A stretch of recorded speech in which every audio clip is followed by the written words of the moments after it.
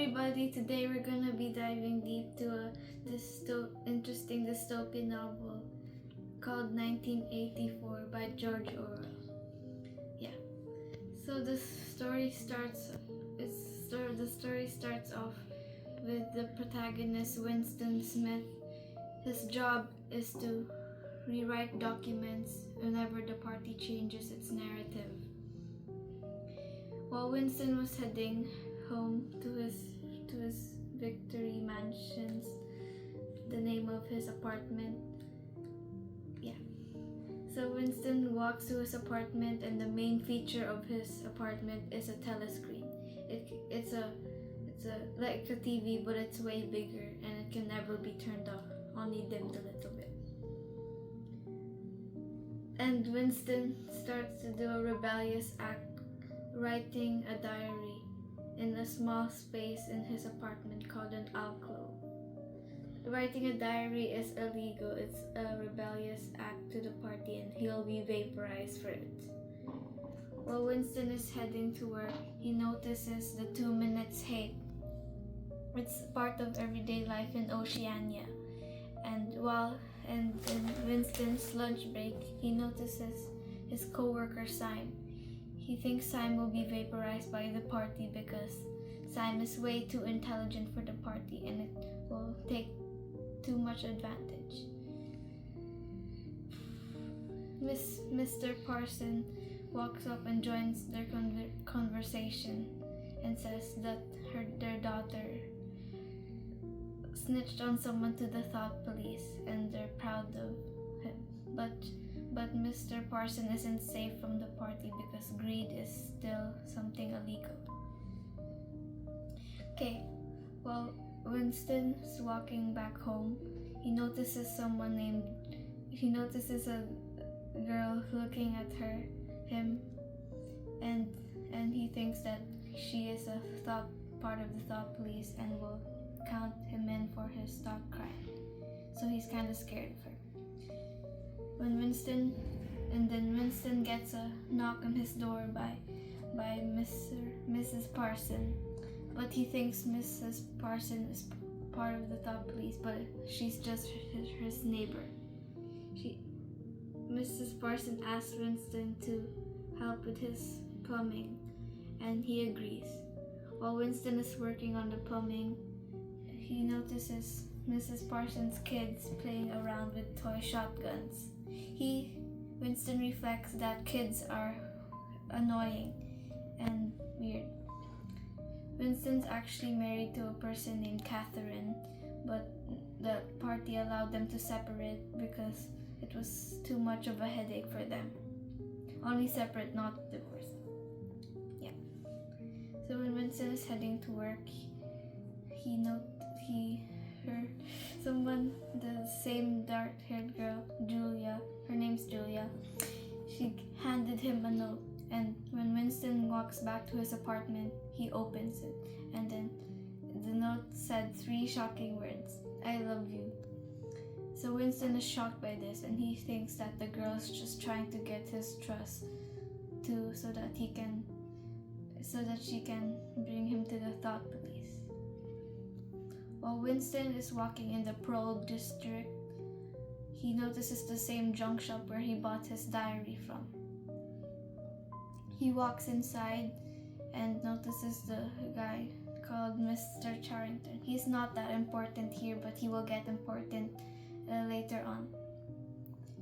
Mr. Charrington notices Winston and shows him around the place upstairs.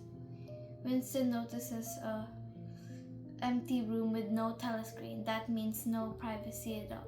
He thinks of renting that room for a couple bucks a month, a week, something. And then Winston notices a glass paperweight with coral inside. He thinks of it as it resembles beauty and peace, so Winston buys it. He leaves the shop and notices the same girl named Julia there, staring at him. He thought to himself, was she a spy? He thinks that she's a spy and he's just stalking her or something. And then Winston notices a severed hand in kicks it off. And then in the 2 minutes 8, he notices someone named O'Brien. He thinks O'Brien is part of the Brotherhood and is trying to demolish the party. He thinks about that while he writes down with Big Brother, which is, it shows where Winston stands against the party. And yeah, his diary entries are very rebellious and he can get vaporized for that. When Winston goes to work, Winston and Julia talk to each other and set up a meeting time without looking at each other. Julia says Victory Square at 19th hour. Winston goes to Victory Square and it's like a peaceful place with no telescreens around, and he says that it's the only place that resembles peace. And then Julia asks Winston to take off Sunday afternoon. Winston finally now trusts Julia now. And O'Brien invited Winston and Julia together to his luxurious mansion. Whilst they're there and Julia leaves, O'Brien gives Winston a copy of Emmanuel Goldstein's book. And while they're there, O'Brien shuts down the telescreen, and Winston is now scared or something because only higher rankings of the party can do that, so he might be like special. And then they leave, and then Winston tells Julia about the space that he rented in Mr. Charrington's junk shop. He brings Julia there and yeah, whilst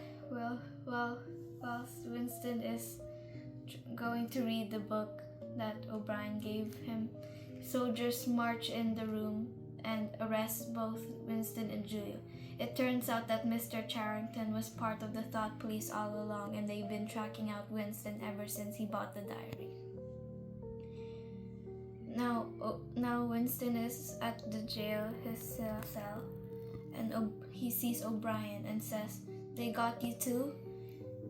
And O'Brien says, "They got me a long time ago. I'm not part of the prisoners. I'm actually some owner in this place." And then O'Brien calls Winston to room 101. Winston is confused what they're gonna do to him in room 101, but Winston witnessed someone being sent to room 101, and they pleaded for them to do anything to them except that. And the guy said to even murder his family in front of his eyes except room 101. So Winston is really scared what will happen to him in room 101. There's a pain scale that O'Brien can reduce higher or lower. He makes Winston believe that 2 plus 2 equals 5, and yeah. Now O'Brien gives Winston a cage of rats, his biggest fear, since they've been actually stalking Winston and Julia in the room in Mr. Charrington's junk shop. He knows what Winston's biggest fear is: rats. Well, O'Brien's about to open the lever to release all of the rats that will eat Winston's face. Winston finally gives in and says, "Do it to Julia, not me, Julia." And then O'Brien knows that Winston is finally ruined, and he actually made him part of the other people. Winston was different before. He generally hates the party and its doings. But now O'Brien made him give in to believe and be like the rest of the people. And then Winston is at the Chestnut Tree Cafe, a cafe that serves Victory gin. And while Winston is drinking some gin, he writes 2 plus 2 equals 5 on the dusty table while he looks at the telescreen. And he finally realizes he loves Big Brother. Winston and Julia meet again, but they have no love for each other. Yeah. And Winston doesn't like Julia anymore, and Julia doesn't like Winston anymore. and they say they will meet again sometime, but in reality they're not gonna do that. Yeah, that's the story. Now I'm gonna do Q&A. George Orwell. Yeah, George Orwell's book name is George Orwell, but his real name is actually Eric Arthur Blair. He died while making the book 1984 because he was suffering from TB or tuberculosis. This story is a warning about totalitarianism, and it's a cautionary tale.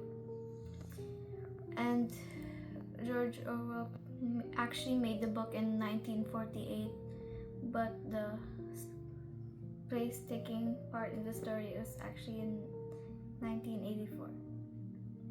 And the book was published in 1949. Yeah. So now I'm gonna do some Q&A. Okay, so the first question is, why does Winston keep a diary? Winston keeps a diary to let out all his anger and aggression towards the party because he hated the party a lot. And he hated the party so much that he decided to write a diary, which is really illegal and a very rebellious act. The second question is, why does Winston write "There is hope" with the proles? The proles are the very down part of the party, and they're not really important, and they're free of the telescreens and stuff. Because proles make 80% of the population in Oceania, Winston thinks that they can overthrow the party altogether. Number 3, how does the party maintain its power? The party maintains its power by all the 4 ministries. The Ministry of Truth tells lies. The Ministry of Love is like death or something, and torture. The Ministry of Plenty raises scarcity, and the Ministry of Peace is war. So it's like, so doublethink makes them think otherwise, and the party brainwashes them to making them think they're good. Okay, what are the 4 ministries and their purposes? Okay, so the Ministry of Peace is actually the opposite. It's war. Like freedom is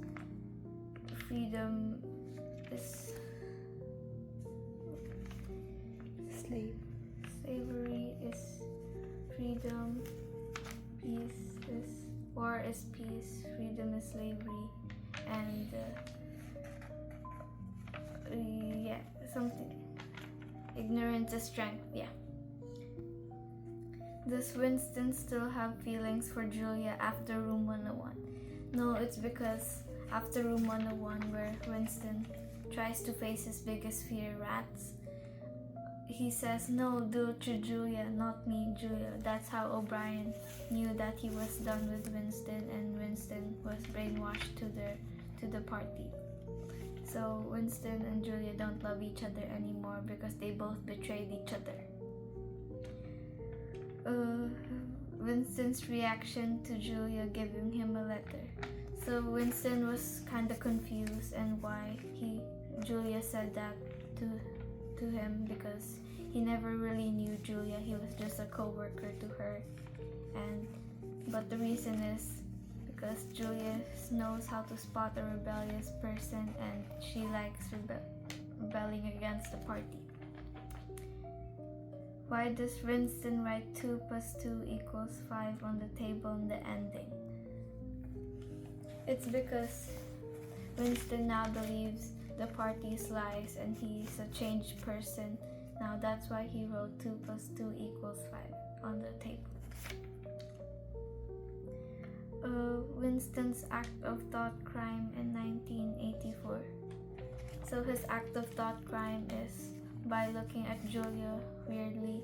It's kind of called face crime. That's a thing too. And writing a diary, and his entries in his diary makes him commit thought crime. Okay. Who is O'Brien? O'Brien is a higher ranking in the party, and is actually not part of the Brotherhood, but is part of the party. And he's a rich man who likes to participate in the 2 minutes hate where they pass out their aggression to Emmanuel Goldstein. Who is Mr. Charrington? Mr. Charrington is actually the owner of the junk shop that Winston bought his diary from. Ever since Winston bought the diary is when they started tracking him down. And Mr. Charrington is Winston thought that he was actually good, but he's actually evil and part of the thought police, and snitched on Winston and Julia that made them go get arrested. Why did Winston buy the glass paperweight? It's because he thought it was really beautiful and it resembled peace and love and beautifulness. Winston placed the glass paperweight filled with coral inside the room where he rented off of Mr. Charrington. But when they got arrested, the soldiers smashed the glass paperweight into pieces and destroyed it. How does Newspeak brainwash people? Newspeak brainwashes people by the Ministry of Love, which is torturing people until they believe the party's lies, and so they brainwash them into with Room 101 and torturing and stuff. Why does Winston buy the room in the junk shop? He thought that the room was really nice because it had no telescreen, or that's what he thought. And he thought that he could go rent the room with Julia and stay there for a while with no telescreen so that they could have a little bit of privacy away from the governments watching them. What does a telescreen do? A telescreen is something like a TV, but it's way bigger, and it says Big Brother is watching you with a big photo of Big Brother there, and it sometimes portrays news and some war and stuff, and it can be dimmed but never turned off. Only the higher ranking of the party can turn the telescreen off. What is the penalty for thought crime? It can either be death if it's like really bad, but it's mainly just torturing in the Ministry of Love. You'll be sent to the Ministry of Love if you have thought crime or face crime. So that's it for my vlog, guys. Recommendation? Yeah, I recommend the book because it's really interesting and it's a cautionary tale, so it warns people about the future and it's kind of happening now. Yeah. So that's it for my vlog, guys. Bye.